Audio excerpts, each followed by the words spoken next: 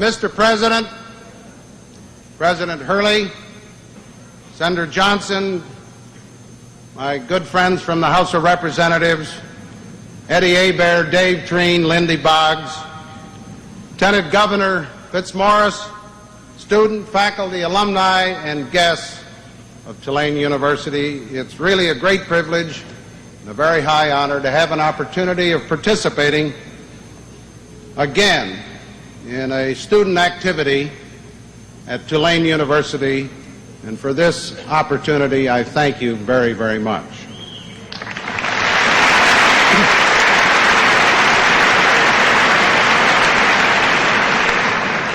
Each time that I've been privileged to visit Tulane, I've come away newly impressed with the intense application of the student body to the great issues of our time. And I'm pleased tonight to observe that your interest hasn't changed one bit. As we came into the building tonight, I passed a student who looked up from his book and said,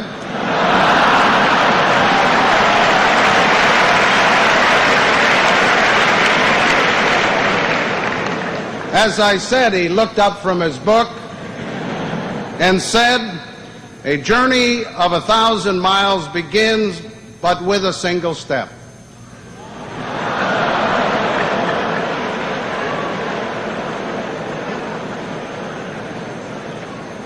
To indicate my interest in him, I asked, "Are you trying to figure out how to get to your goal in life?"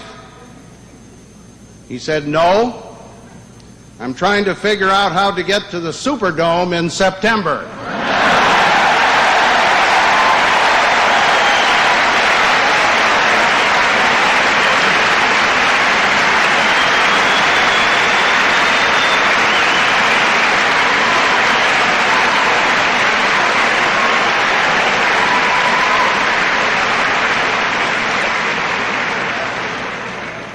Well, I don't think there's any doubt in my mind that all of you will get to the Superdome. And of course, I hope it's to see the Green Wave have their very best season on the gridiron.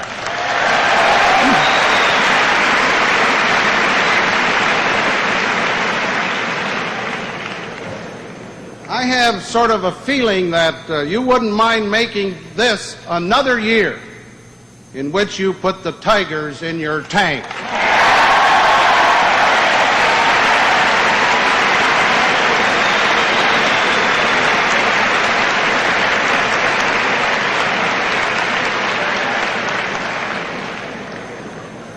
When I had the privilege of speaking here in 1968 in your Direction 68 Forum, I had no idea that my own career and our entire nation would move so soon in another direction. And I say again, I'm extremely proud to be invited back. I'm impressed, as I undoubtedly said before, but I would reiterate it tonight, by Tulane's unique distinction as one of the only American universities to be converted from state sponsorship to private status. And I'm also impressed by the Tulane graduates who serve in the United States Congress: Bennett Johnson, Lindy Boggs, Dave Treen,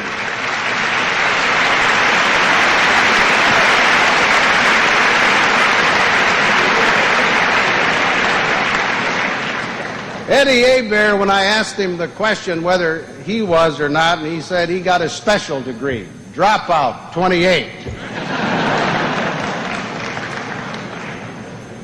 But I think the fact that you have these three outstanding graduates testifies to the academic excellence and the inspiration of this historic university, rooted in the past with its eyes on the future. Just as Tulane has made a great transition from the past to the future, so has New Orleans, the legendary city that has made such a unique contribution to our great America. New Orleans is more, as I see it, than weathered bricks and cast iron balconies. It's a state of mind, a melting pot, that represents the very, very best of America's evolution, an example of retention of a very special culture in a progressive environment of modern change. On January 8, 1815, a monumental American victory was achieved here, the Battle of New Orleans. Louisiana had been a state for less than 3 years, but outnumbered Americans innovated. Outnumbered Americans used the tactics of the frontier to defeat a veteran British force trained in the strategy of the Napoleonic Wars. We as a nation had suffered humiliation and a measure of defeat in the War of 1812. Our national capital in Washington had been captured and burned. So the illustrious victory in the Battle of New Orleans was a powerful restorative to our national pride. Yet the victory at New Orleans actually took place 2 weeks after the signing of the armistice in Europe. Thousands died, although a peace had been negotiated. The combatants had not gotten the word. Yet the epic struggle nevertheless restored America's pride. Today, America can regain the sense of pride that existed before Vietnam. But it cannot be achieved by refighting a war that is finished as far as America is concerned.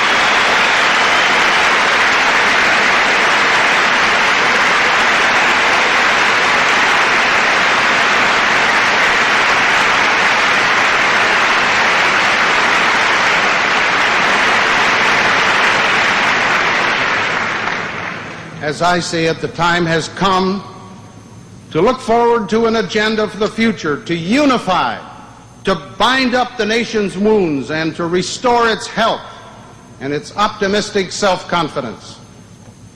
In New Orleans, a great battle was fought after a war was over. In New Orleans tonight, we can begin a great national reconciliation.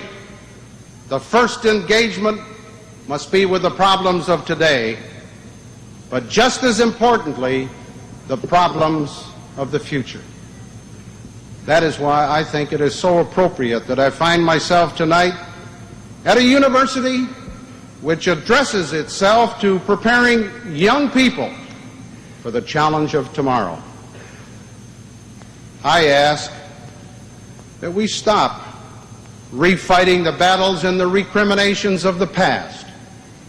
I ask that we look now at what is right with America, at our possibilities and our potentialities for change and growth and achievement and sharing. I ask that we accept the responsibility of leadership as a good neighbor to all peoples and an enemy of none. I ask that we strive to become, in the finest American tradition, something more tomorrow than we are today.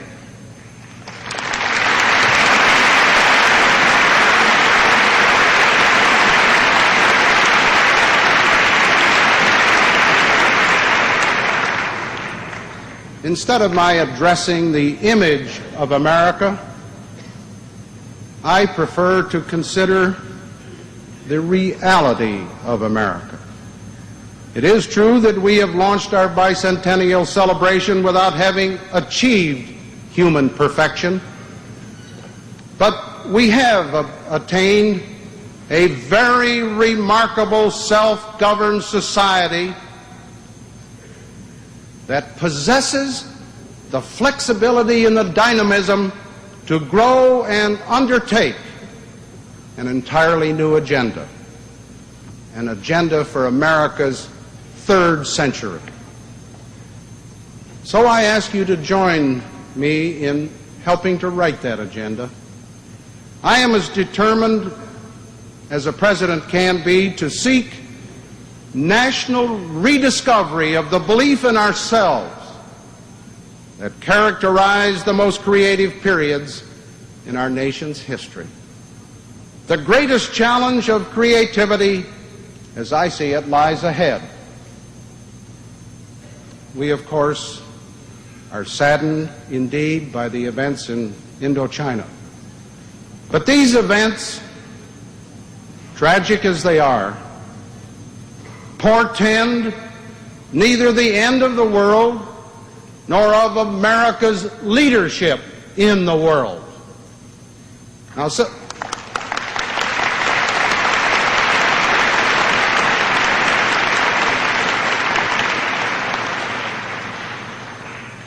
let me put it this way, if I might. Some tend to feel that if we do not succeed in everything, everywhere, then we have succeeded in nothing, anywhere.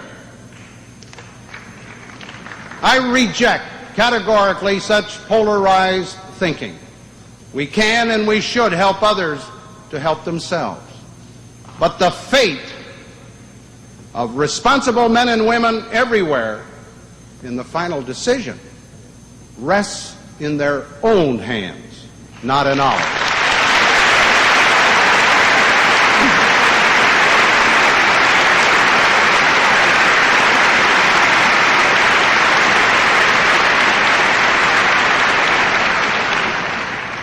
America's future depends upon Americans, especially your generation, which is now equipping itself to assume the challenges of the future, to help write the agenda for America.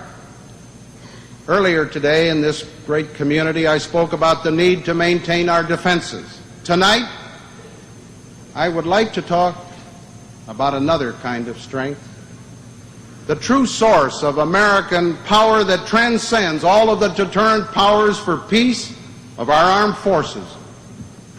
I am speaking here of our belief in ourselves and our belief in our nation. Abraham Lincoln asked, in his own words, and I quote, "What constitutes the bulwark of our own liberty and independence?" And he answered, "It is not our frowning battlements or bristling seacoasts, our army or our navy, or our defense is in the spirit which is prized liberty as the heritage of all men in all lands everywhere. It is in this spirit that we must now move beyond the discords of the past decade. It is in this spirit that I ask you to join me in writing an agenda for the future. I welcome your invitation, particularly tonight, because I know it is at Tulane and other centers of thought throughout our great country that much consideration is being given to the kind of future Americans want and, just as importantly, will work for. Each of you are preparing yourselves for the future, and I'm deeply interested in your preparations and your opinions and your goals. However, tonight, with your indulgence, let me share with you my own views. I envision a creative program that goes as far as our courage and our capacities can take us, both at home and abroad. My goal is for a cooperative world at peace, using its resources to build, not to destroy.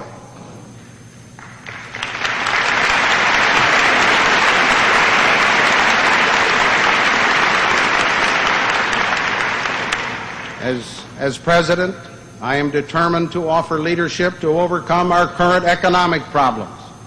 My goal is for jobs for all who want to work, and economic opportunity for all who want to achieve. I'm determined to seek self-sufficiency and energy as an urgent national priority. My goal is to make America independent of foreign energy sources by 1985.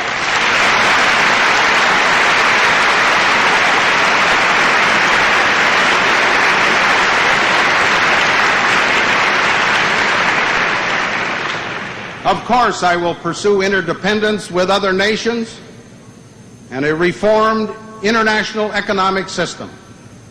My goal is for a world in which consuming and producing nations achieve a working balance. I will address the humanitarian issues of hunger and famine, of health and of healing. My goal is to achieve or to assure basic needs and an effective system to achieve this result. I recognize the need for technology that enriches life while preserving our natural environment. My goal is to stimulate productivity, but use technology to redeem, not to destroy, our environment.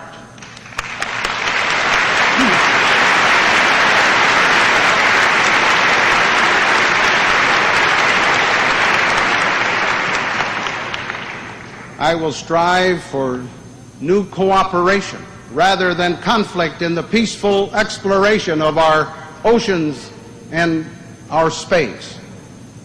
My goal is to use resources for peaceful progress rather than war and destruction.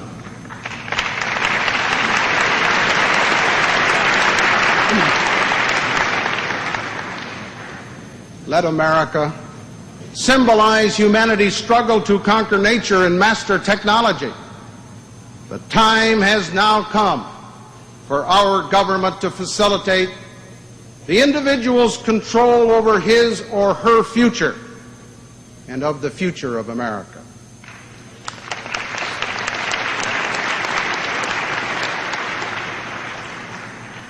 But the future requires more than Americans congratulating themselves on how much we know and how many products that we can produce. It requires new knowledge to meet new problems. We must not only be motivated to build a better America, we must know how to do it. If we really want a humane America that will, for instance, contribute to the alleviation of world's hunger, we must realize that good intentions do not feed people. Some problems, as anyone who served in the Congress knows, are complex. There are no easy answers. Willpower alone does not grow food. We thought in a well-intentioned past that we could export our technology, lock, stock, and barrel, to developing nations. We did it with the best of intentions. But we are now learning that a strain of rice that grows in one place will not grow in another. That factories that produce at 100% in one nation produce less than half as much in a society where temperament and work habits are somewhat different. Yet the world economy has become interdependent. Not only food technology, but money management, natural resources and energy, research and development. All kinds of this group require an organized world society that makes the maximum effective use of the world's resources. I want to tell the world, let's grow food together, but let's also learn more about nutrition, about weather forecasting, about irrigation, about the many other specialties involved in helping people to help themselves.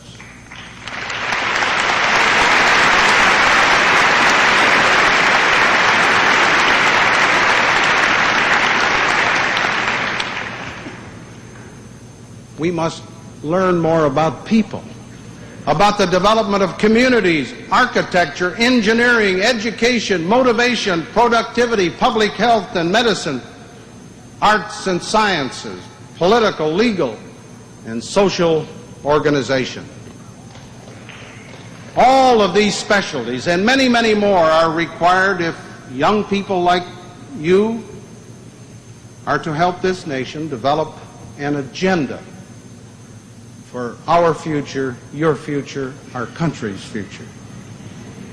I challenge, for example, the medical students in this audience to put on their agenda the achievement of a cure for cancer. I challenge the engineers in this audience to devise new techniques for developing cheap, clean, and plentiful energy, and as a byproduct, to control floods. I challenge the law students in this audience to find ways to speed the administration of equal justice and make good citizens out of convicted criminals.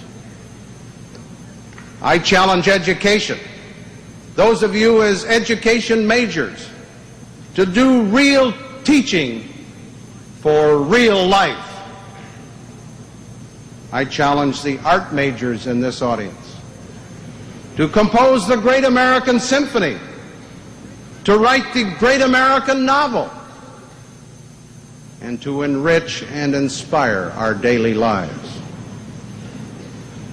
America's leadership is essential. America's resources are vast. America's opportunities are unprecedented.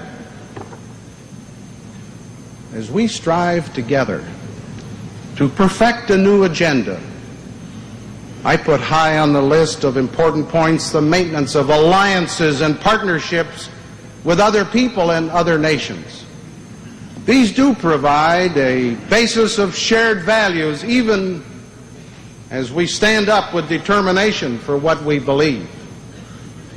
This, of course, requires a continuing commitment to peace and a determination to use our good offices, wherever possible, to promote better relations between nations of this world. The new agenda, that which is developed by you and by us, must place a high priority on the need to stop the spread of nuclear weapons and to work for the mutual reduction in strategic arms and control of other weapons. And I must say parenthetically, the successful negotiations at Vladivostok, in my opinion, are just a beginning. Your generation of Americans is uniquely endowed by history to give new meaning to the pride and spirit of America. The magnetism of an American society, confident of its own strength, will attract the goodwill and the esteem of all people, wherever they might be in this globe in which we live. And it will enhance our own perception of ourselves and our pride in being an American. We can, and I say with emphasis, write a new agenda for our future. I'm glad that Tulane University and other great American educational institutions are reaching out to others in programs to work with developing nations. And I look forward with confidence to your participation in every aspect of America's future.